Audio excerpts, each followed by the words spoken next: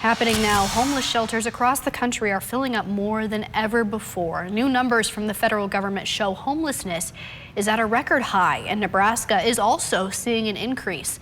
Winter is always busy at the People's City Mission here in Lincoln, but even though the temperatures have been mild, the mission is over capacity.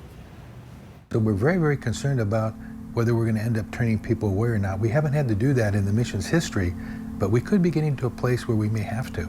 The number of homeless people in the U.S. is on the rise, reaching record highs. The Department of Housing and Urban Development says there's an 18% increase in homelessness this year. And here in Lincoln, the People's City Mission says their own numbers are climbing. When COVID hit, we had a drop in our numbers a little bit. I think a lot of people did. And we're seeing pre-COVID numbers plus right now. I think in the last week or two, we've had as high as 385 people here. We have many guys on the floor, we have families on the floor, but we're averaging 360 to 385. The mission was built for 250. Almost every night, the shelter is functioning over capacity, and Pastor Tom Barber says those numbers are only going to climb in the next couple of months. It is a lot of people coming in, and the weather's really not that cold yet.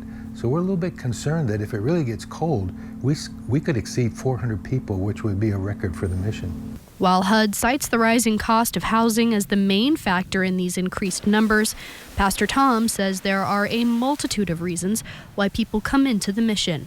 Guys on the streets just wanting to come in, or sometimes the holidays produce a lot of stress and anger pops up, and we'll see more people kind of having domestic abuse going on, coming in, people with mental health. The holidays will sometimes trigger them. And Pastor Tom tells me over the next few years, he expects the need for shelter to steadily rise. Once the new year starts, that's when the shelter is at the greatest need for donations. If you want to donate or volunteer at the mission, we have a link on our website at klkntv.com under the links we mentioned tab.